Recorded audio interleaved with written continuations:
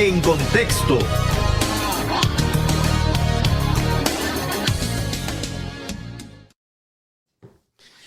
Y a nivel de noticias, ¿de qué está hablando el país y el mundo? Acá está Moisés Mercado, nuevamente con nosotros, después de sus merecidas vacaciones y su descanso, indicándonos lo principal en las noticias que usted no se puede perder. El obispo auxiliar de la Arquidiócesis de Managua, Monseñor Silvio José Báez, exhortó el domingo a la lucha contra las dictaduras totalitarias que quieren pueblos sordos y mudos para imponer sus voluntades con la violencia y la violación a los derechos humanos y que los ciudadanos no se enteren de las tropelías que cometen desde el poder. Báez, en su homilía desde la Iglesia Santa Ágata, hizo fuertes señalamientos contra los gobiernos autoritarios que manejan de forma irresponsable la crisis sanitaria del COVID-19, censurando a medios de comunicación, reprimiendo a los que los critican, recetándoles cárcel, aislamiento y crueles torturas. Las constantes protestas de activistas y ciudadanos nicaragüenses en otros países exigiendo a entidades financieras internacionales que no sigan otorgando préstamos a la dictadura de Nicaragua han llegado a las oficinas del Banco Centroamericano de Integración Económica BCE, quien ha sido el banco que más dinero le ha dado a Daniel Ortega en los últimos 3 años, a pesar de que el régimen ha cometido violaciones a los derechos humanos. El presidente ejecutivo del BCE, Dante Mossi, explicó que los préstamos que hacen a Nicaragua están encargados en agendas claras y transparentes destinadas al financiamiento del proyecto de agua, electricidad y carreteras. El estudiante y miembro de la Alianza Cívica Ángel Rocha, quien se tuvo que exiliar ante la arremetida brutal del régimen de Daniel Ortega contra la oposición, secuestrando a más de 40 líderes políticos, finalmente logró entrar a Estados Unidos luego de haber permanecido en un centro de detención para migrantes en Texas. Salió el pasado 24 de junio con rumbo a la frontera norte de México y en su experiencia en ese lugar pudo observar a expolicías del régimen de Daniel Ortega buscando asilo político, así como paramilitares quienes se encargaron de reprimir y asesinar a otros 325 civiles opositores, pero que supuestamente huían de las amenazas que recibían de sus superiores. Desde enero hasta la fecha, más de 30,000 nicaragüenses han intentado entrar a Estados Unidos, de acuerdo con cifras de ONGs encargadas de velar por el derecho de los migrantes en ese país y con estadísticas de las autoridades fronterizas norteamericanas. Las autoridades migratorias informaron este lunes que entre enero y agosto del 2021 se han recuperado los cuerpos de 46 migrantes que perdieron la vida durante su travesía por México, según detalló el Instituto Nacional de Migración INM. De estos fallecidos, 3 han sido nicaragüenses. Destacó que estos decesos se debieron a diversas causas como ahogamientos, accidentes, armas de fuego, problemas de salud, deshidratación en el desierto y asaltos. Las autoridades mexicanas desintegraron este domingo una nueva caravana migrante que partió desde el Chiapaneco de Tapachula, en la frontera con Guatemala, y que tenía como destino el norte del país.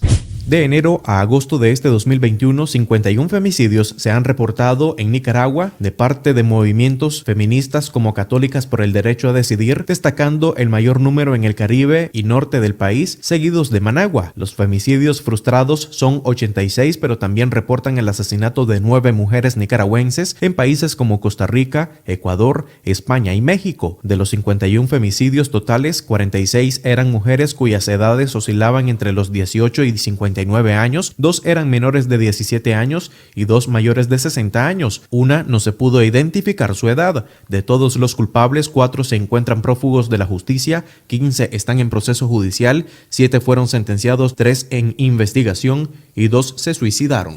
A nivel internacional, Estados Unidos pidió al presidente de El Salvador, Nayib Bukele, que demuestre su compromiso con la gobernanza democrática y ratificó que condena el fallo de la Sala de lo Constitucional del Supremo de ese país que habilita la reelección presidencial inmediata. El portavoz del Departamento de Estado, Ned Price, señaló en un comunicado que la decisión socava la democracia e indicó que la Constitución salvadoreña prohíbe claramente a los titulares de la presidencia la reelección para un periodo consecutivo. La noche del viernes, los magistrados constitucionalistas nombrados el 1 de mayo revirtieron un fallo del 2014 y habilitaron la reelección presidencial inmediata, con lo que Bukele podría buscar un segundo periodo en 2024. El presidente Nayib Bukele hasta el momento no ha respondido a las declaraciones de los representantes de los Estados Unidos. Les informó Moisés Mercado.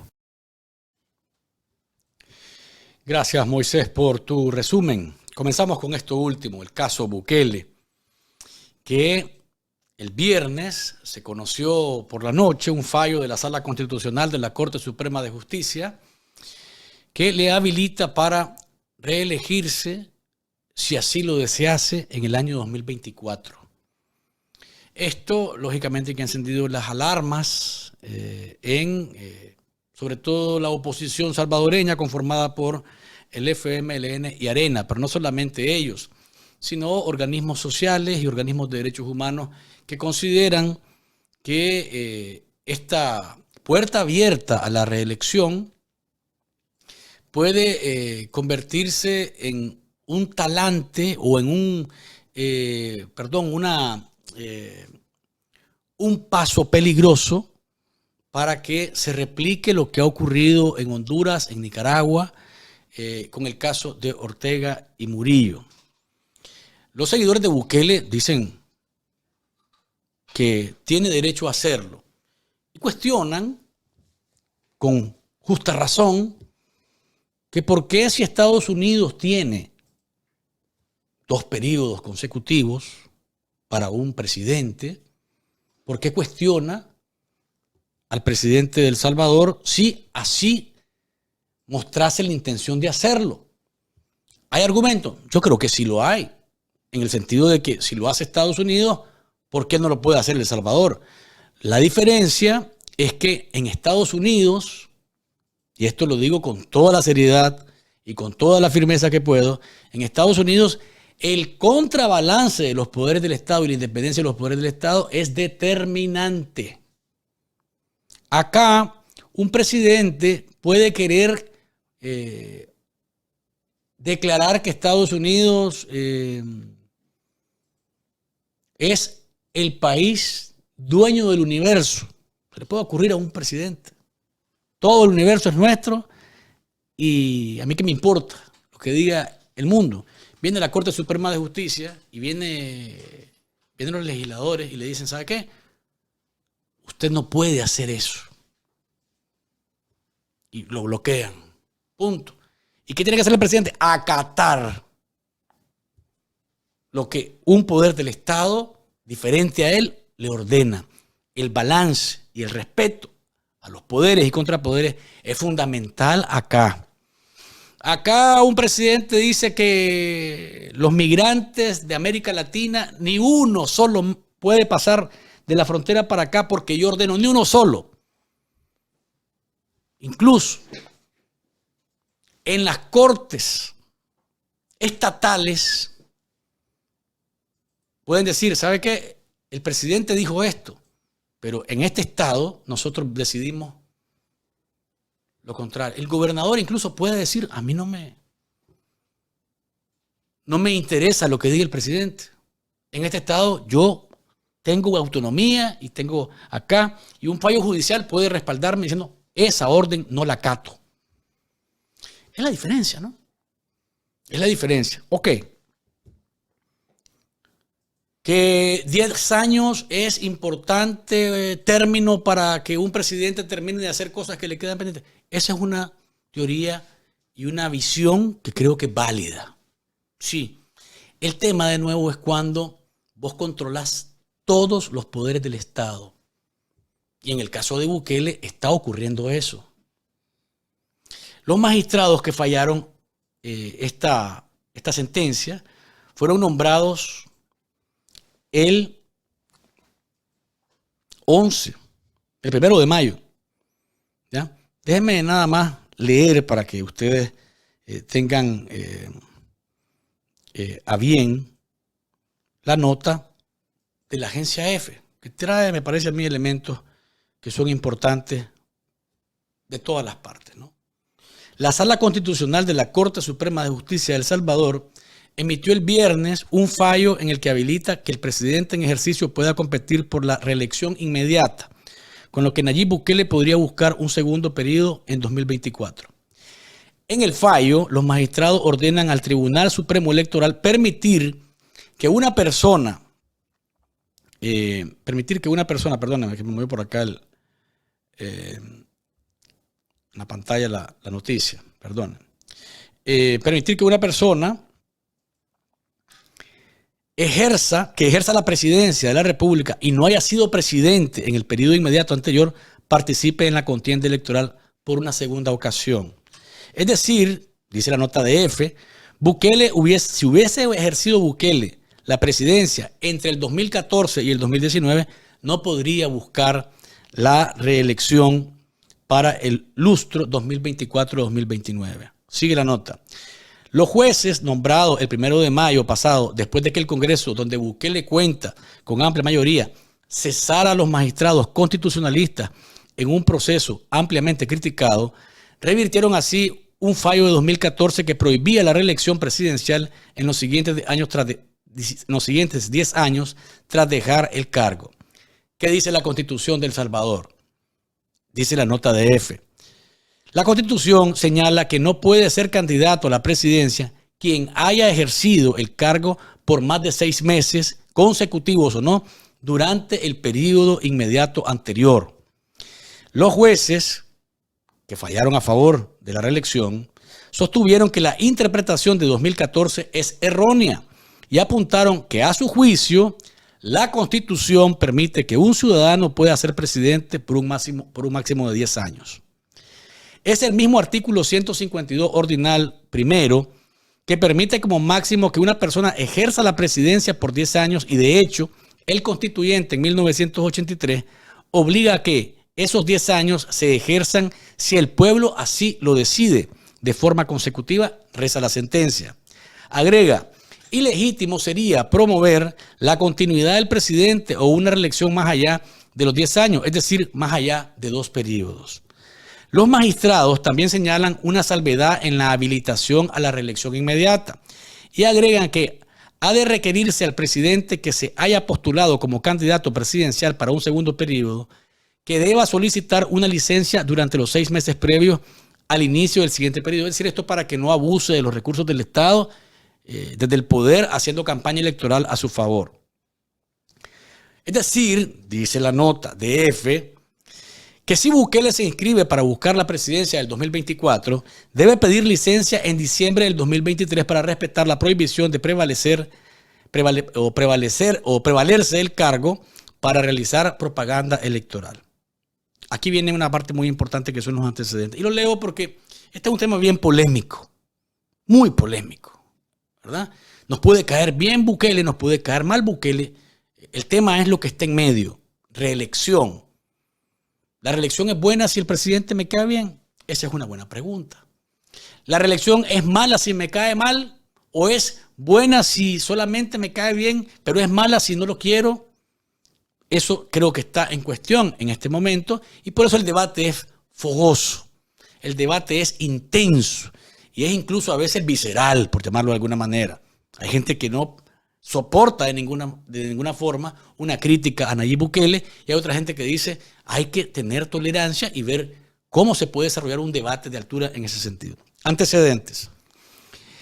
Este cambio de criterio de los jueces es parte de un fallo que trata sobre una solicitud de retirar los derechos ciudadanos a una salvadoreña que promovía la reelección de Bukele.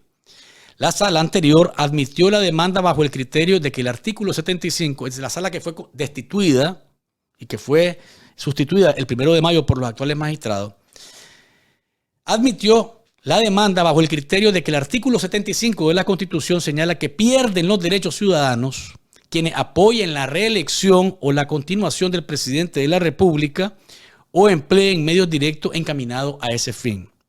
Los magistrados cuya legitimidad cuestionan organizaciones sociales y la oposición por la forma en que fueron electos, apuntaron que dicho artículo se refiere a los ciudadanos que apoyan una reelección presidencial más allá de 2 periodos consecutivos.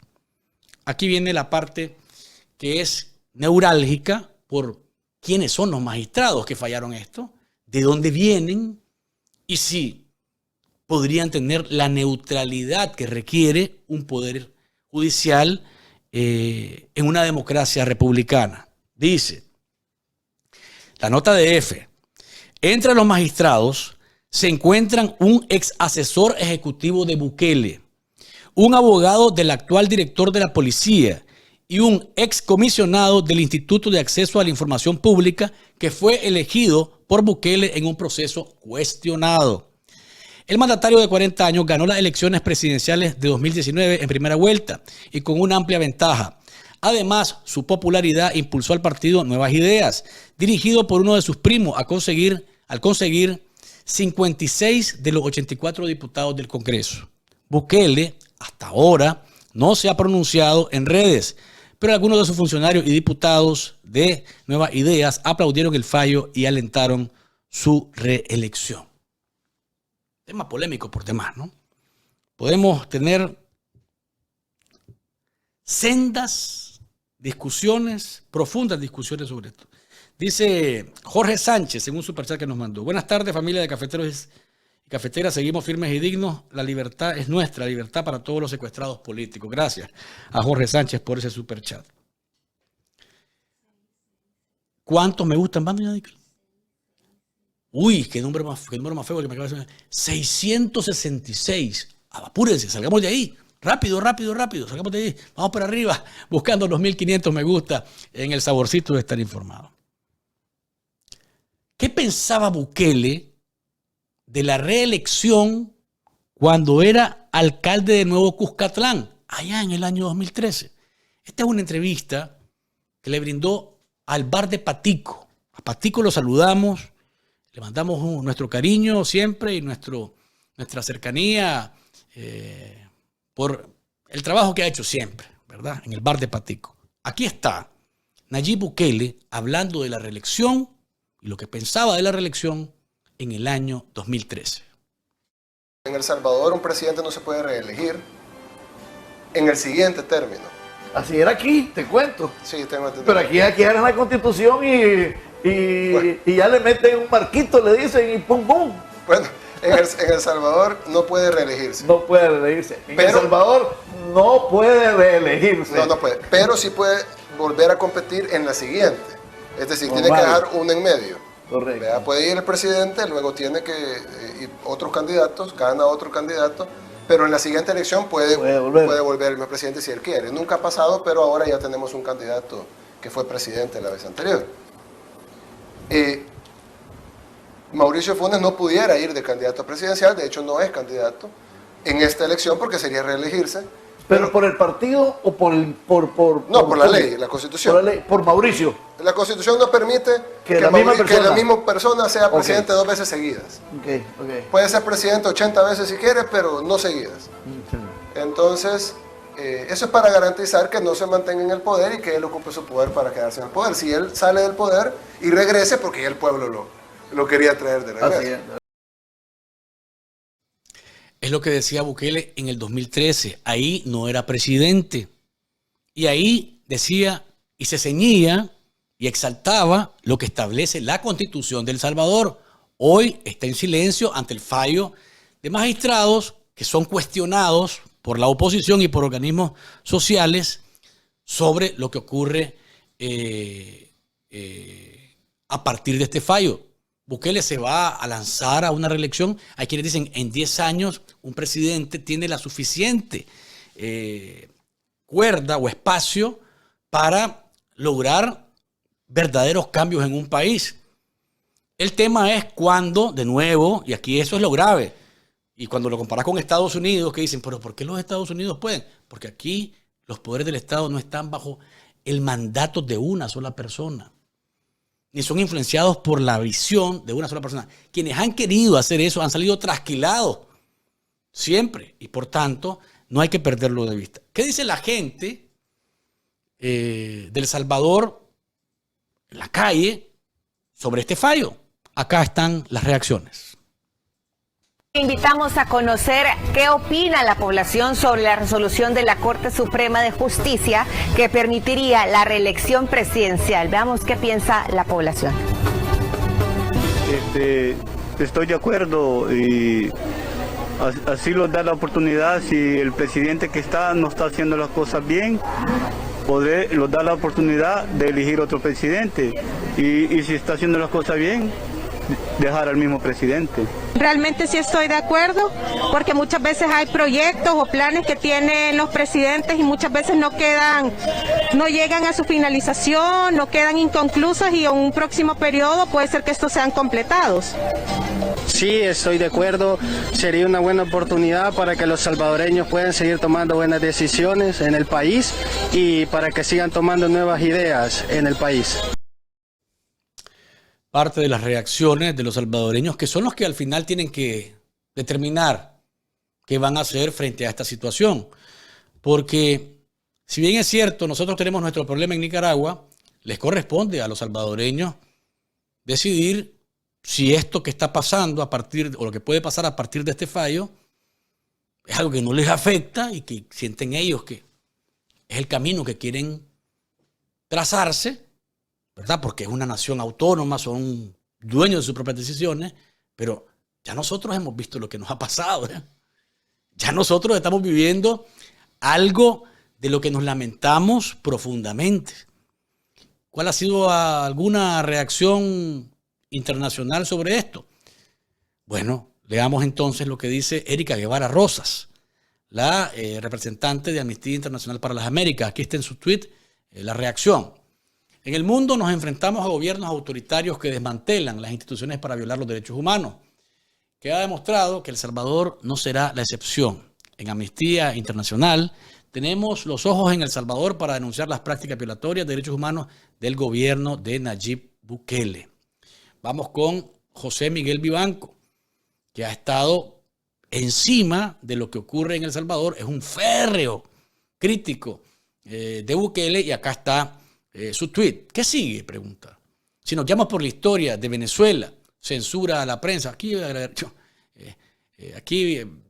agregaría yo Nicaragua también. Censura a la prensa, restricciones a la sociedad civil, impunidad total de violación de los derechos humanos, detenciones de opositores, fraude electoral. La comunidad internacional va a esperar a ver si Bukele sigue la tendencia. Es la pregunta que hace Vivanco alrededor de lo que pasa en El Salvador. Dice CJ Nica 25 en un super chat. No solo esto, traten de cambiar la constitución acá en los Estados Unidos a ver cómo te va. En Latinoamérica cambian las constituciones como cambiar ropa interior. No hay comparación.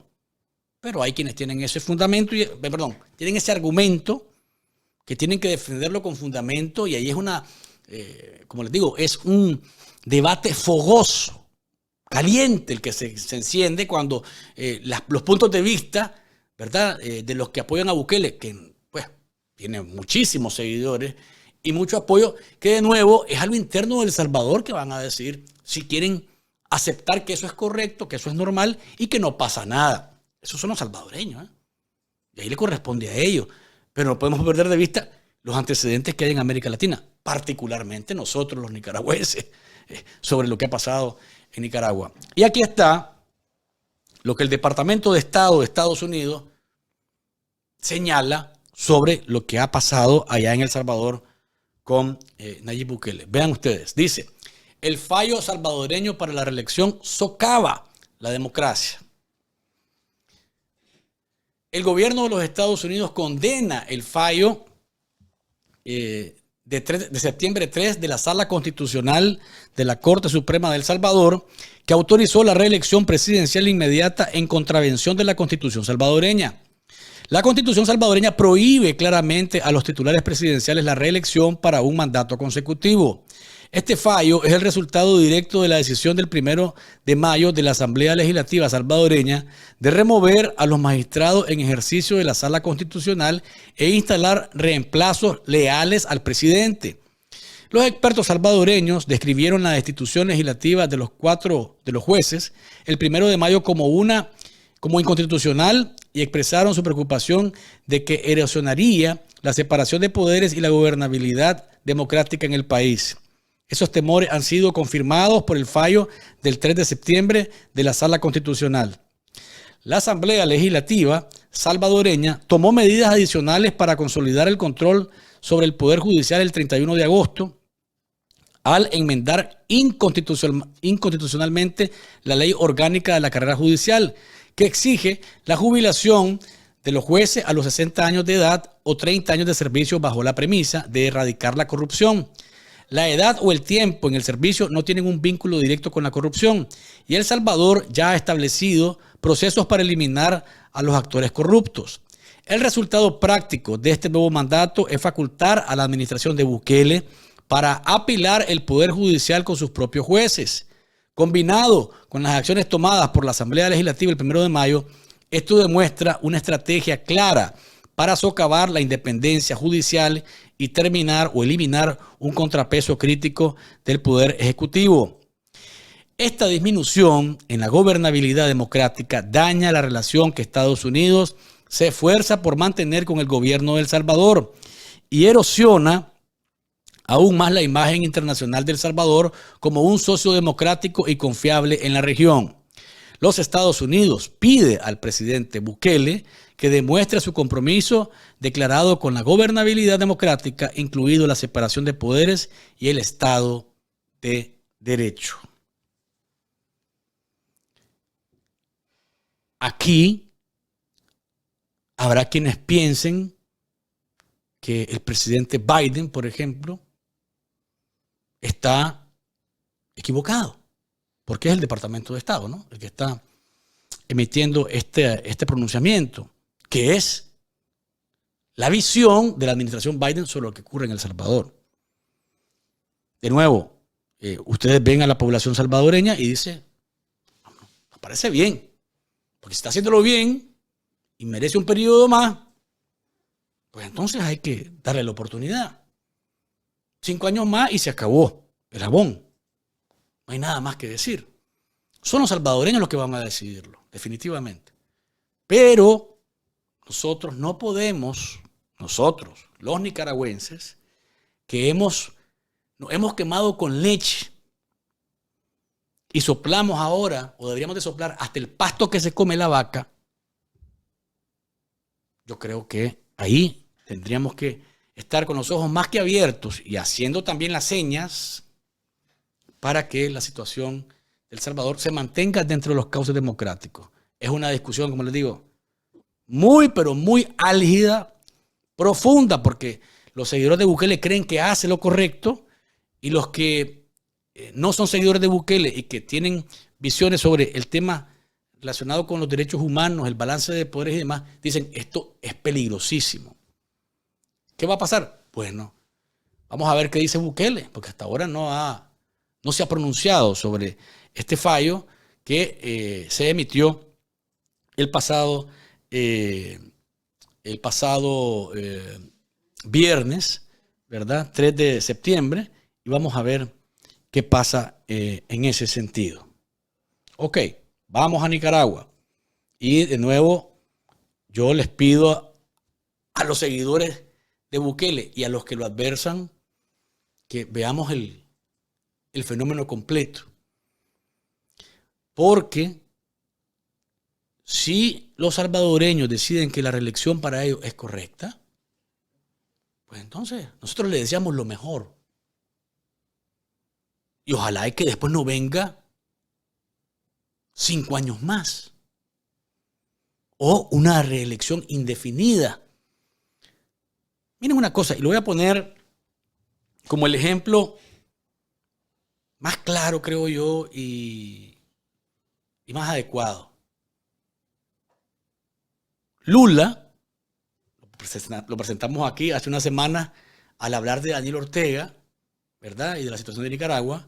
Dice, yo estuve 2 periodos. La gente quería que fuera uno más, pero yo no acepté porque la ley me lo prohíbe. Tenía que esperar que pasara un periodo y volver a optar. Y eso creo yo, si se cumplen los 10 años, si se da la situación, ¿verdad? Que Bukele quiere ser candidato y va por 5 años y los salvadoreños lo respaldan, pues ojalá y que después no vengan 5 años más. Porque el problema del poder y de la silla del poder es que se vuelve narcótica. De pronto no querés dejar de estar en ella. Y todo lo bueno que podés construir alrededor tuyo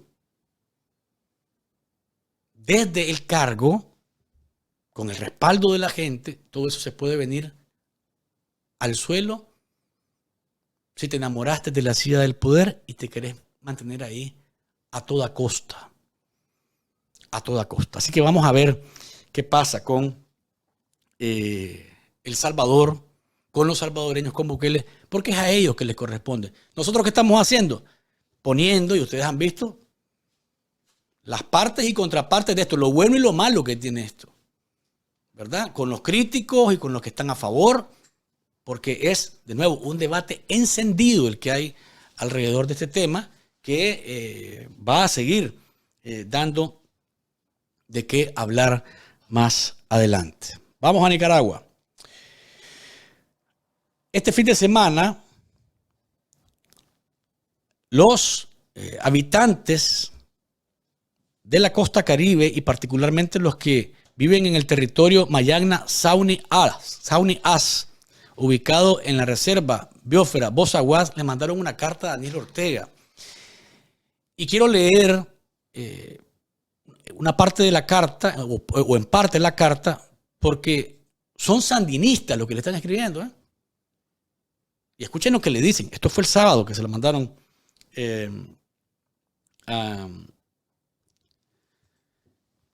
a El Vetusto. La carta que dirigimos a usted la enviamos con alto grado de preocupación por las constantes invasiones de colonos en nuestros territorios. Hablamos en términos plurales porque también estos hechos se están dando en los demás territorios. En la última década hemos carecido de liderazgo y nuestras organizaciones tradicionales se extinguieron en la etapa de su gobierno. Las organizaciones Nación Mayagna y los gobiernos territoriales indígenas son organismos que están al servicio del partido que usted representa. Y sus representantes son asalariados por tal realidad, no pueden defender nuestros derechos porque son trabajadores del Estado. Nos hemos silenciado por mucho tiempo creyendo en el partido y su gobierno de que todo será mejor. Debo decir, y a lo mejor de ahí que nos pone la carta en pantalla, el saludo de quienes le escriben a Ortega es de los militantes que dicen, bueno, es el comandante, pues, porque dice el saludo. El pueblo Mayagna, del territorio Mayagna Sauni As, ubicado dentro de la reserva biosfera de Bozaguas, le enviamos un cordial saludo revolucionario. Está bien, no se lo está mandando un opositor, se lo está mandando alguien que simpatiza con Ortega. Después de decirle que, pues, los derechos de los trabajadores, dice que nos hemos silenciado por mucho tiempo creyendo en el partido y su gobierno todo será mejor. Sin embargo, nos hemos dado cuenta que su filosofía de gobierno es aplicada de manera parcial. Una y otra vez demuestra su gobierno que no hay respeto de pluralidad cultural, siendo nosotros una minoría étnica. Durante la década de los 80 perdimos aproximadamente más de 1,000 personas, lo que equivale a 3 comunidades desaparecidas. En todas esas montañas hay cuerpos enterrados que son sitios sagrados. Esos cuerpos todavía no han sido rescatados para su ubicación. Nuestros pueblos estuvieron en el exilio desde junio de 1982 a julio del año 90. Vivimos en el campo de refugiados y regresamos porque tenemos una patria. Nuevamente, en esta etapa de gobierno, vuelven otra vez a sonar las campanas de muerte. Ya los colonos saben que las autoridades competentes no los persiguen para hacer justicia. Ya se acostumbraron a un promedio de cada 2 meses asesinar con armas de guerra a nuestra gente. Queman viviendas, secuestran, violan a mujeres, asesinan a sangre fría, torturan, amenazan. Todos estos actos de terrorismo crean inseguridad y las familias ya no pueden cultivar por todo lo mencionado anteriormente. ¿Dónde quedó su política cero hambre? Ahora, después de la última masacre, el 23 de agosto del 2021, el cuerpo de policía que llegó en las comunidades o a las comunidades del territorio Sauni As acosan, intimidan, torturan a jóvenes por considerarlos como sospechosos. ¿Por qué no persiguen a los asesinos de nuestra gente? El problema de masacre está ya en la opinión internacional, pero su gobierno no ha dicho nada. ¿A qué se debe este silencio, señor Ortega, le voy a decir yo, ¿verdad? Por todo lo mencionado anteriormente, a partir de hoy desconocemos a los organismos creados por su gobierno denominados Nación Mayagna, porque solo ha sido una burla llamarse gobierno de la Nación Mayagna. Asimismo desconocemos a los llamados gobiernos territoriales indígenas y tan solo le pedimos, de acuerdo a la Ley de Autonomía y la Ley 445, nos deje gozar de esos derechos consignados también en la Constitución Política de la República de Nicaragua. Por otro lado, pedimos la quinta etapa del proceso de demarcación y titulación, el saneamiento de nuestras tierras, el desarme urgente de los invasores que han traído la cultura del mal y la muerte a nuestros territorios y la reubicación de los colonos invasores. Por último, mientras tanto, nuestras peticiones no sean oídas y cumplidas, nos abstendremos de votar en las elecciones del 7 de noviembre del año en curso, como ciudadanos libres que somos, como está plasmado en la Constitución Política de la República de Nicaragua, esperando una positiva y pronta respuesta a nuestras peticiones aplicando la filosofía de su gobierno, el Gobierno de Reconciliación Nacional, con sus adjetivos cristianos y revolucionarios. Ahí se despiden los que mandan esta carta a Ortega con copia a Naciones Unidas, con copias a la CIDH, a la OEA, a organismos de derechos humanos, a la OIT, a ACNUR y a la Organización Mundial contra la Tortura. ¿Por qué la ley completa? Porque creo que es importante que ustedes vean la visión que tienen los mayagnas, los indígenas que se sienten abandonados. La pregunta, ¿por qué no persiguen a los que matan a nuestra gente? ¿Por qué su silencio? ¿Hace cuánto fue esto? 2 semanas. Y Ortega, ni Murillo, ni el Chilevizne, ni el tal Paco Díaz, ninguno de ellos se atreven a abrir la boca. ¿Por qué? Porque saben quiénes son los que los mataron y saben que investigarlos los lleva a ellos mismos a apuntarse con el dedo. Por eso no hay ni una sola letra de la dictadura en relación a esta masacre de 3 indígenas, entre ellos un menor de edad y 2 mujeres violadas, una de ellas completamente descuartizada por los colonos. Y Ortega y Murillo, el vetusto, y la señora de los anillos, silencio, tranquilo. El Chilevizne, tranquilo, no dice nada. Igual el tal Paco Díaz. Dice José González en un superchat. Gracias, José. Las sanciones le va a quitar mucho poder a Daniel Ortega. No más dinero y menos, menos daño va a hacer si se le sanciona. Gracias a José por este superchat. Y leímos porque los indígenas merecen estar también como portada en programas como el nuestro, que lo ve tanta gente, que lo sigue tanta gente. No puede ser. Esta carta está clarísima, donde le dicen eso, Nación Mayagna, todo eso es puro cuento, puro chagüite para hacernos creer que estamos ahí, que ustedes nos respetan. No respetan a nadie, nos persiguen, nos matan y se hacen los locos. No dicen nada. ¿Por qué? Porque si hacen una investigación imparcial, real, se van a encontrar que los responsables son los que se ven en el espejo, ustedes mismos. Los que forman parte de la mafia maderera, los que forman parte del tráfico de tierra, los que forman parte de esta camorra en la que se involucran diputados, gente del ejército, gente de la policía, gente de la dictadura de Ortega y de Murillo. Y también empresarios y opositores, entre comillas. Entre comillas, por eso lo puse entre comillas. Me soñé que opositores, me soñé que sí. Son opositores. Pregúntele a Óscar Sobarbarro el tema de la madera. Ese tema es un asunto que no me gustaría hablar porque ya dije lo que tenía que decir en su momento. Son opositores.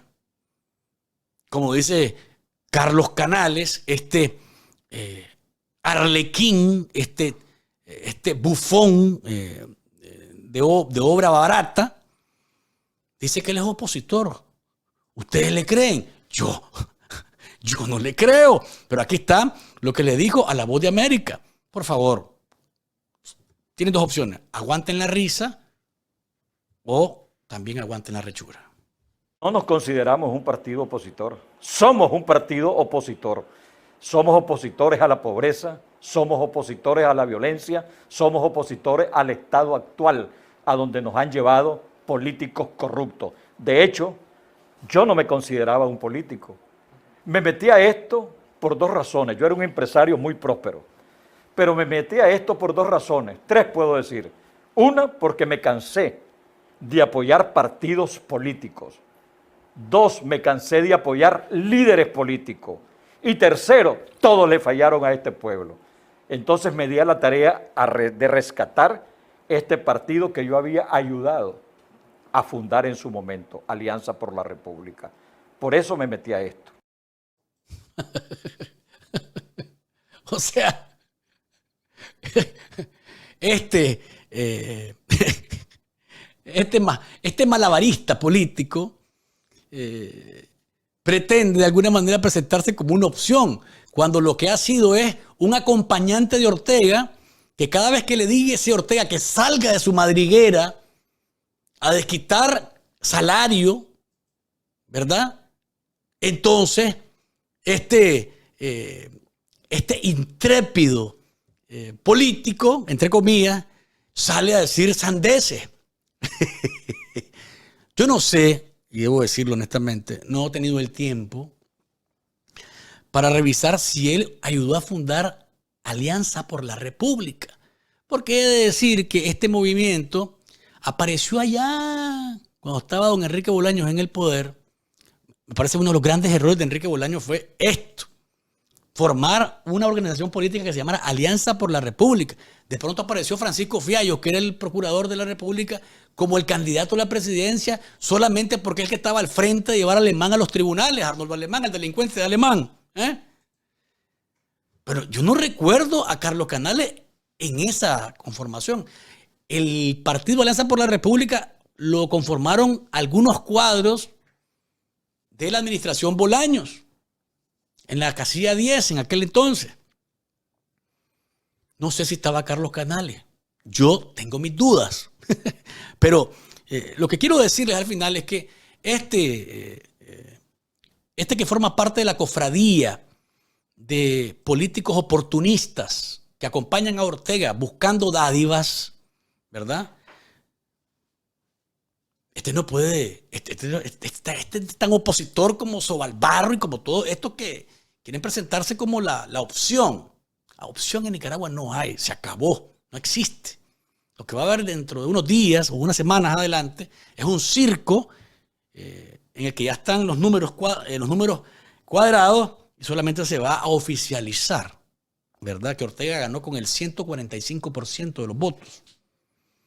Y a partir de ahí, a partir del 145, él va a decidir también cuántos diputados les va a dar al PLC de la señora Osuna, cuántos diputados le va a dar a APRE, de este señor títere de Ortega, que es el señor Canales, al señor Orue, desvisado de los Estados Unidos también, y a los señores que están ahí haciendo el cuadro, ¿verdad? A Osorno, que Dios le dio la visión de que iba a ser presidente en algún momento y embaucó un montón de gente con eso, y desde entonces está mamando la teta política en Nicaragua, Guillermo Osorno, y un montón de acompañantes que van a ponerles ahí un huesito en la asamblea, un huesito en una institución del Estado.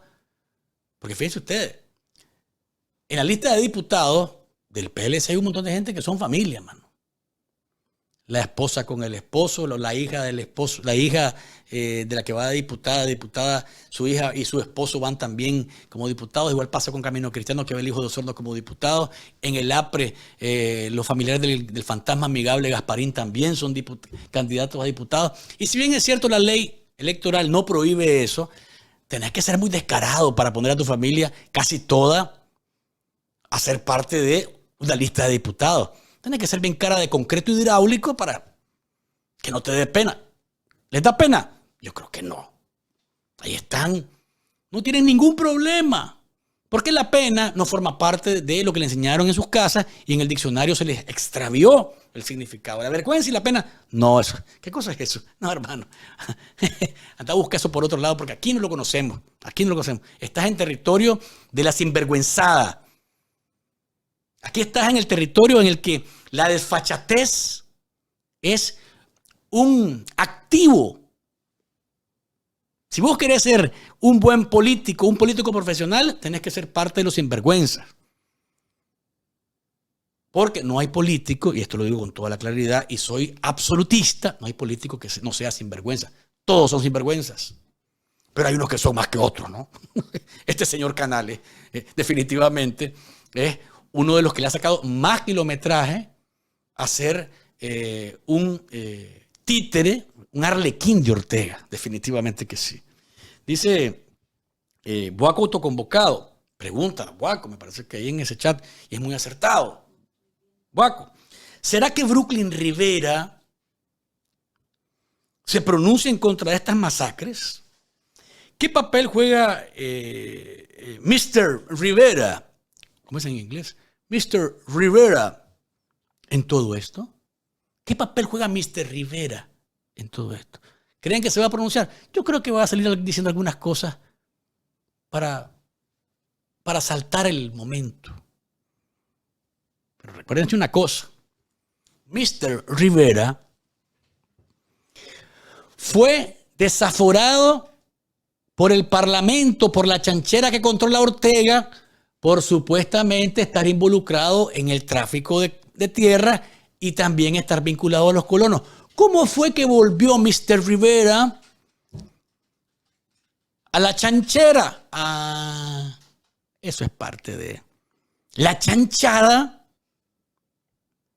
de la que somos víctimas todos los nicaragüenses, lamentablemente.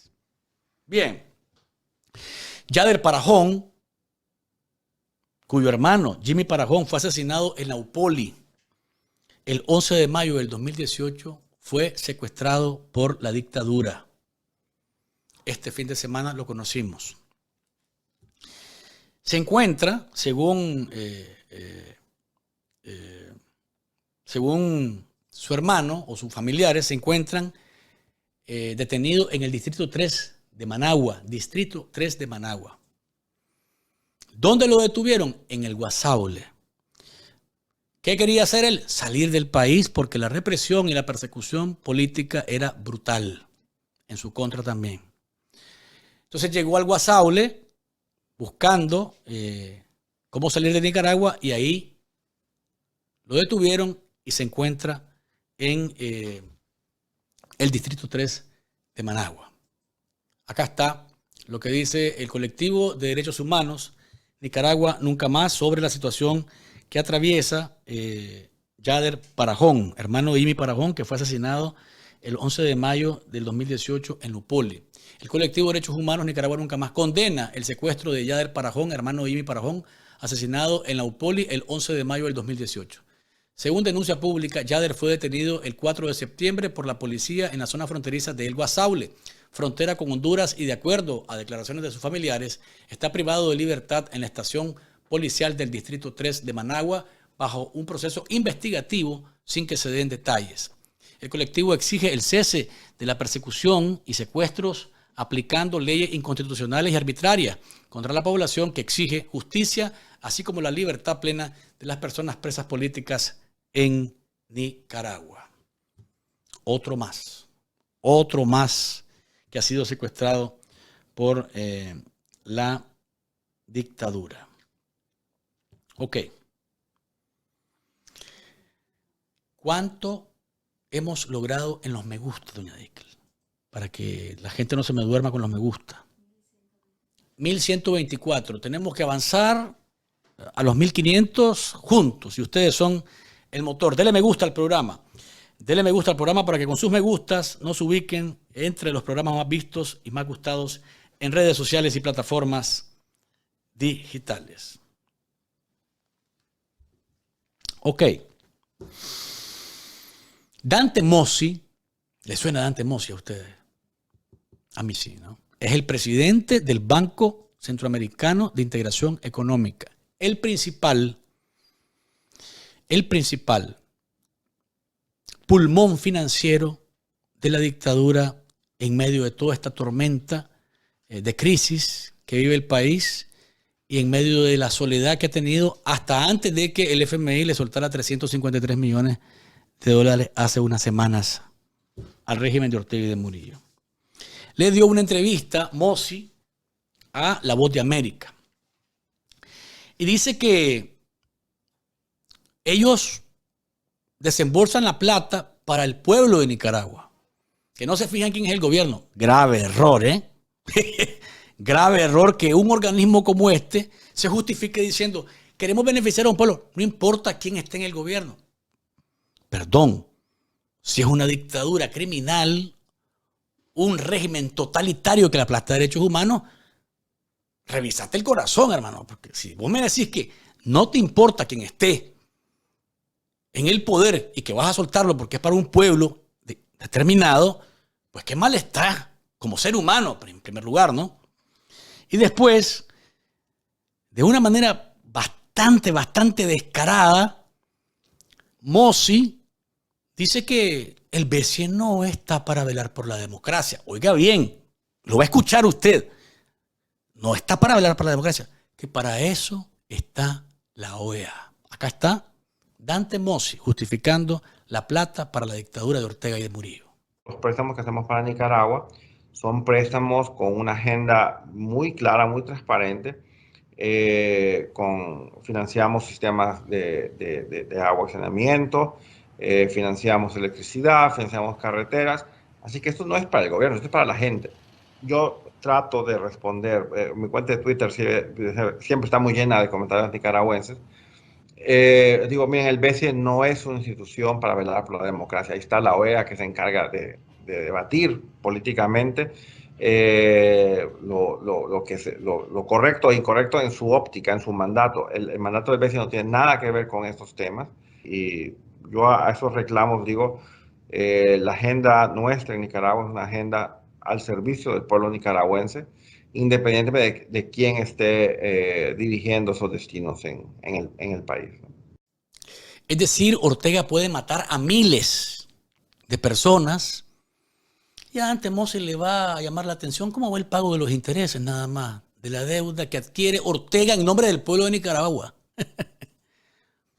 ¿Han visto a alguien con semejante respuesta?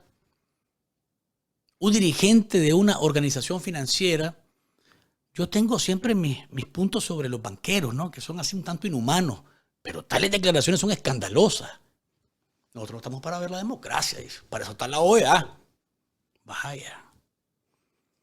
Aquí no vemos quién es el gobierno, dice, aquí vemos al pueblo.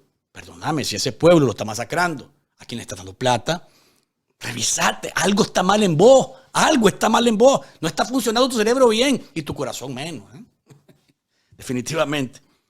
Dice que no existe una lista roja para el BCE. Pues este sí, este no. Este es rojo y aquí este no alcanza porque está violando derechos humanos o porque.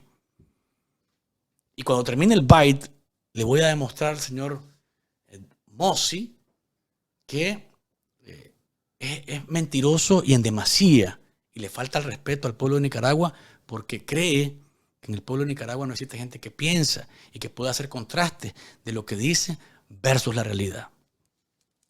No tenemos lista roja de países, lo que sí tenemos, o sea, como todos los bancos de desarrollo, tenemos lista de contrapartes prohibidas. O sea, contrapartes prohibidas son aquellas personas o instituciones con las cuales no podemos hacer negocio por una serie de regulaciones internacionales, pero esto es banca internacional.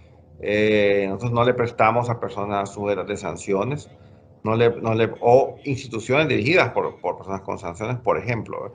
Entonces, no es que mucha gente cree que somos un banco que nos vale, como decimos aquí en Honduras. No. Justo lo contrario, el hecho de que el BCE, para financiar sus operaciones, vende bonos en mercados globales, somos un banco que estamos sujetos a un escrutinio muy fuerte por empresas calificadas de riesgo, empresas auditoras. En efecto, somos un banco que no le prestamos a cualquiera, hacemos la debida diligencia para asegurar de que nuestro prestatario llene los requisitos para recibir un préstamo por parte nuestra. Dice Mossi que no son un banco que les vale. Yo creo que sí. ¿Saben por qué?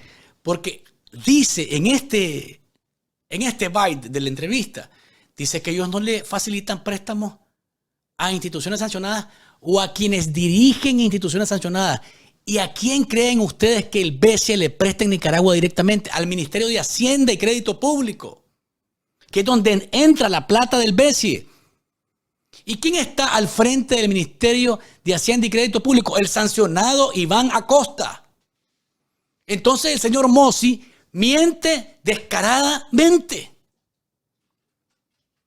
O sea, dice, no, oye, ahora hay parámetros, no hay listas rojas y nosotros no vamos a ir en contra de las sanciones, no le prestamos a las instituciones que están sancionadas, ni a las instituciones que están dirigidas por sancionados. Ahí está mintiendo.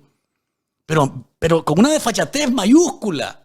Lo que pasa es que el periodista, que dicho de paso el colega se estaba durmiendo, seguramente la entrevista no era muy atractiva para él, yo lo entiendo. El periodista no está tan empapado como puede estar un nicaragüense, periodista nicaragüense que le dice, pero un momento, a mí aquí algo no me suena.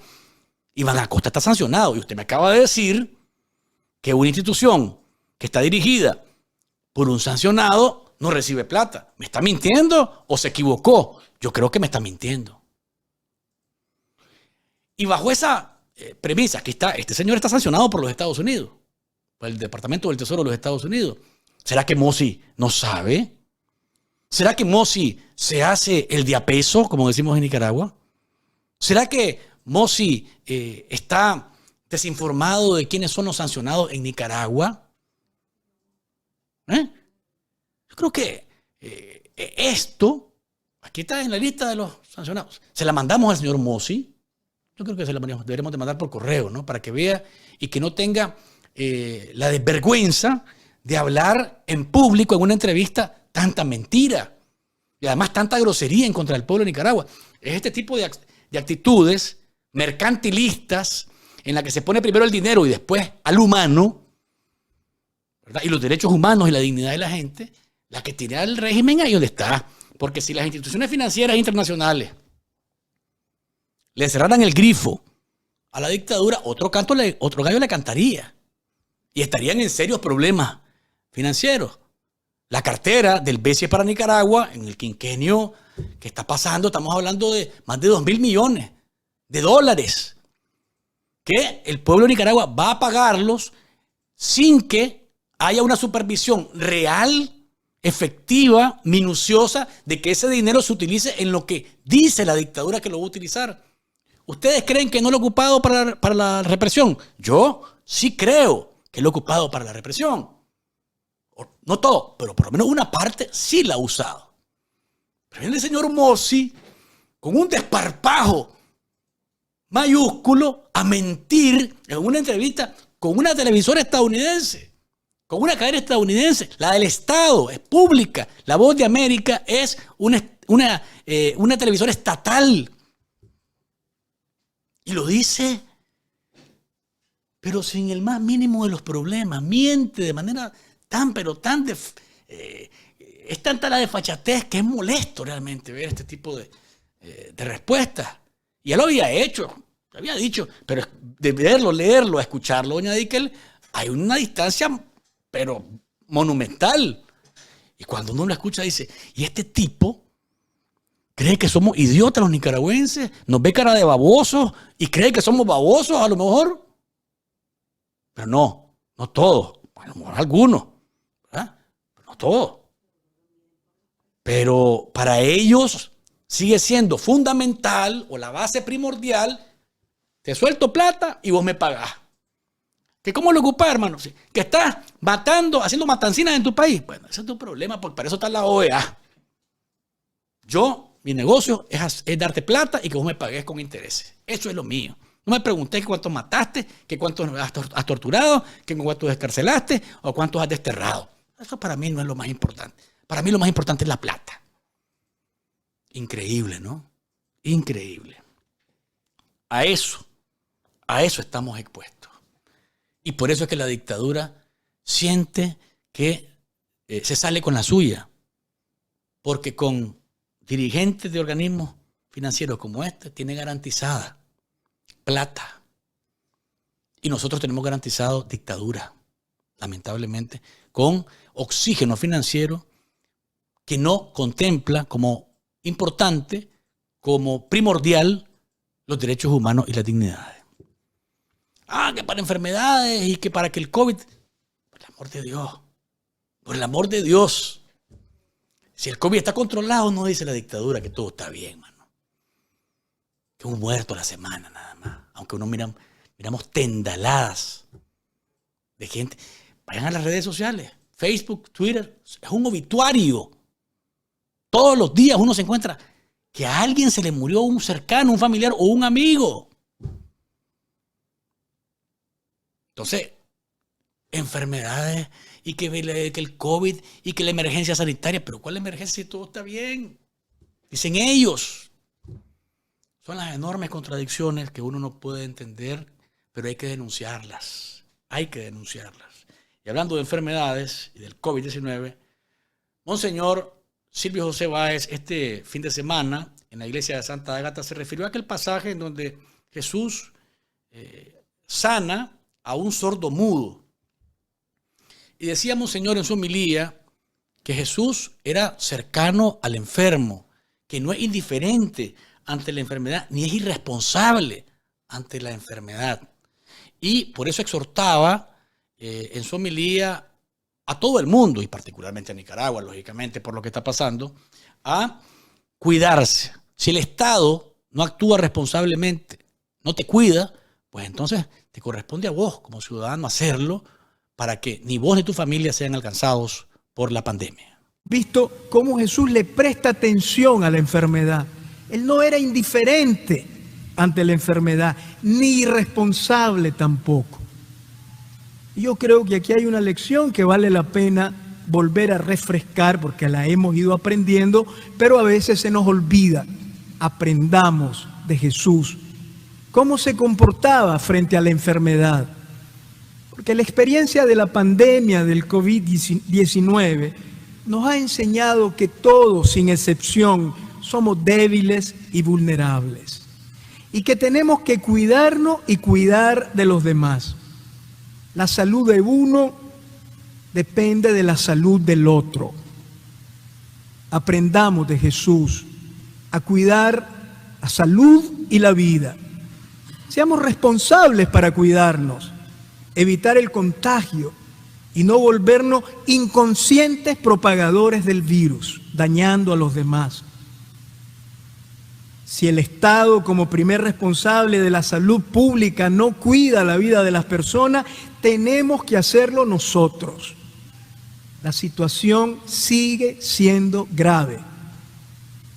Evitemos las aglomeraciones y observemos las normas de higiene que ya conocemos. Uso de la mascarilla, distanciamiento y lavado de manos. La vida de todos sigue estando en riesgo. Cuidemos la salud y la vida, como lo hacía Jesús, como se comportó delante de aquel hombre enfermo. Es lo que decía el obispo auxiliar de la Arquidiócesis de Managua sobre el tema de la enfermedad. También aprovechó la homilía y el pasaje del sordo mudo que fue sanado por Jesús, indicando que nuestras sociedades padecen de crisis sociales donde los gobiernos pretenden que los pueblos sean sordos y mudos, que no se escuche ni se hable nada, que distorsione lo que las dictaduras quieren imponer como realidad. Y por eso hay una férrea persecución en contra de medios de comunicación, contra periodistas, encarcelamiento, asedios, amenazas y todo lo que signifique acallar a los hombres y mujeres comunicadores sociales y periodistas para que no se divulguen las falencias que cometen los que están en el poder. Y es por eso que Báez llama a rebelarse en contra de esa cultura de silencio que se quiere imponer en nuestros países. Hoy padecemos también en muchos de nuestros países una grave crisis de sordera y de mudez a nivel social. Los gobiernos autoritarios quieren pueblos sordos y mudos, como el hombre del Evangelio. Quieren pueblos sordos, que no estén informados de lo que ocurre, para poder así ocultar mejor sus crímenes y sus actos de corrupción y manipular y someter más fácilmente a la gente. Por eso es que en las dictaduras se ejercen férreas censuras de prensa, se confiscan los medios de comunicación, se persigue a periodistas y comunicadores. Sin embargo, ¿qué nos enseña este evangelio? Jesús no nos quiere sordos. Hay que rebelarse contra la cultura del silencio que nos quieren imponer. Hay que superar la sordera social, porque superar la sordera social es un camino de libertad.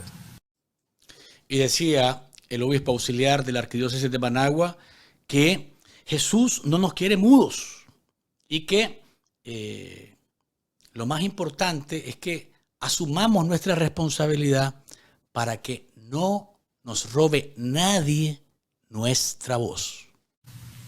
Pero los gobiernos autoritarios también quieren pueblos mudos, pues no toleran ninguna voz crítica o disidente. Pero como hemos visto en el Evangelio de hoy, Jesús no nos quiere mudos. No permitamos que nos roben la voz. Con el miedo y la represión, en las dictaduras intentan acallar a la gente. Hay que superar continuamente el silencio de la indiferencia y denunciar todo lo que en la vida social contradice el proyecto de Dios y atropella la dignidad de los seres humanos. No hay que caer nunca en la mudez de quien evita denunciar la injusticia por miedo o por conservar sus privilegios, porque se vuelve cómplice de un sistema injusto. Superar la mudez social es un camino de libertad. Es un camino de libertad y hay que pelear todo el tiempo que podamos para que nunca nadie imponga a ningún ser humano que se convierta en un mudo o en un sordo, que por conveniencia o por evitar lo que puede venir como represalia, tu pensamiento, tu sentimiento, tu manera de ver las cosas sea acallada. De nuevo, el día que nosotros aceptemos que eso es posible, entonces aceptamos que empezamos a ser esclavos y que no hay otra cosa más que ser esclavos. Se acabó el asunto. Aquí somos esclavos. ¿Cuánto me gustan Band, doña Dicklin? Cuéntame para estar al tanto. 1342. Vamos acercándonos a los 1500 y seguramente ya ustedes le van a meter velocidad a sus me gustas para lograr el número mágico de arranque para arriba. Y vamos felices todos a lograr los 1500 me gusta para que nos ubiquen siempre entre los mejores programas, los más vistos y los más gustados en redes sociales y plataformas digitales. Monseñor Báez no dejó de mencionar a los secuestrados políticos. Y a propósito de lo que ha ocurrido en Nicaragua con los últimos secuestrados, a los que mantuvieron aislados por 2 meses y más, en donde no hubo el más mínimo contacto con su familia, con torturas psicológicas y con atropellos brutales, ¿verdad? Como mantener una bujía encendida dentro de un cuarto todo el tiempo posible, que eso te hace perder la noción de que si es de día o es de noche. Eso es una tortura brutal. No duele tanto como un golpe, que me gustaría que alguno de los cenutrios que defiende esto pasase por un experimento como ese. A ver qué tal le va a ir, a ver qué tal le va a ir. Un señor dice que es intolerable que se den este tipo de torturas. Y hablando de sordera y de mudez, yo los invito a que en este momento recordemos a quienes en algunos de nuestros países han sido llevados arbitrariamente a la cárcel por motivos políticos. Es intolerable que estas personas sean sometidas a crueles torturas psicológicas y vivan en condiciones inhumanas, sin ver a sus familiares, aisladas del mundo y obligadas a un doloroso aislamiento. Esto no es un asunto político o de carácter judicial. es una crisis humanitaria. Quienes creemos que Jesús le abrió los oídos y le soltó la lengua a un hombre sordomudo, no podemos tolerar que haya personas sometidas a estos maltratos y confinados a un aislamiento tal. Hacer sufrir a un ser humano es atentar contra la santidad de Dios. No lo olvidemos para que no nos acostumbremos a que haya gente que haga sufrir a otros. Hacer sufrir a un ser humano es atentar contra la santidad de Dios. ¿Ustedes imaginan lo que significa atentar contra la santidad de Dios? Creo que quienes lo hacen se han convertido en verdugos inclementes, pero atentar contra la santidad de Dios seguramente tiene alguna respuesta en la vida, en la del presente y la del futuro. Ojalá y que no se les olvide. Y el obispo auxiliar hizo un llamado a la comunidad internacional para que ponga manos en este asunto. No puede ser que los secuestrados políticos sean sometidos a semejantes brutalidades y que el mundo no actúe. Es urgente que la comunidad internacional y las organizaciones humanitarias intervengan en algunos de nuestros países para superar esta injusta situación y exijan la inmediata liberación de estas personas. Los poderes injustos de nuestros países los han vuelto sordomudos y Jesús libera al sordomudo porque no quiere a nadie sordomudo.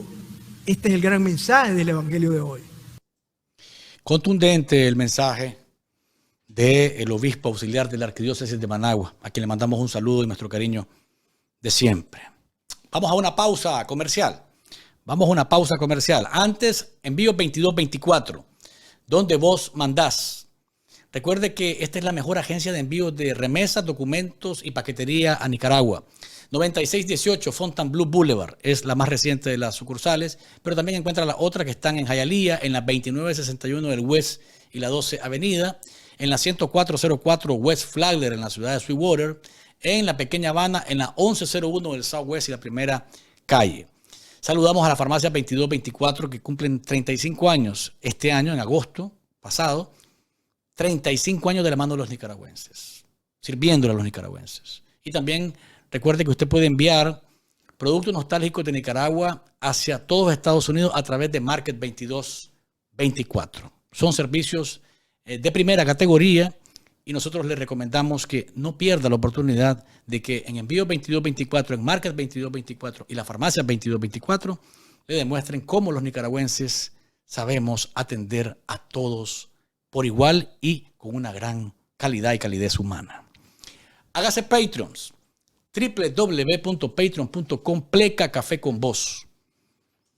Usted, cuando se hace Patreons, y agradecemos a todos los que se han hecho Patreons en las últimas semanas, en los últimos meses. Cuando se hace Patreon, usted patrocina este programa de manera directa, pero también patrocina a los que no pueden aportar para ser Patreons. Y usted invierte en libertad de expresión, libertad de prensa, en democracia y en que un país recupere estos elementos para ser nación de verdad.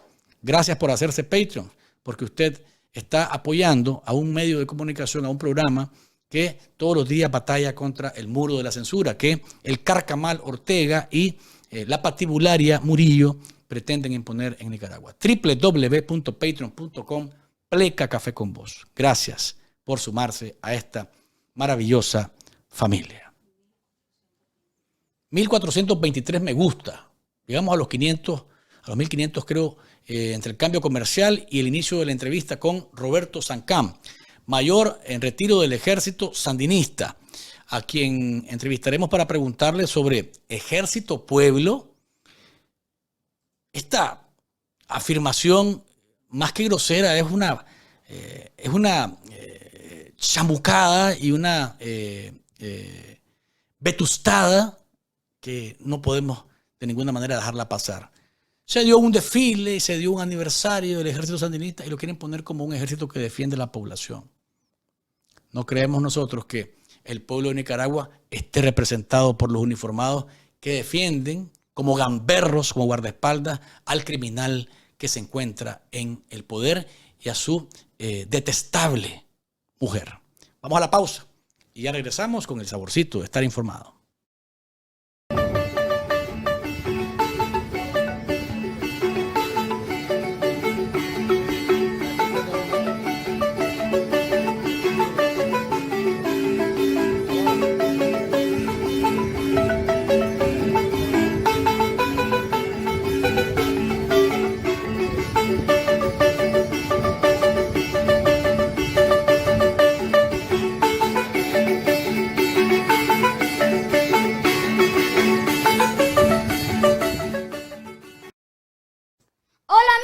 ¿Quieres estar informado?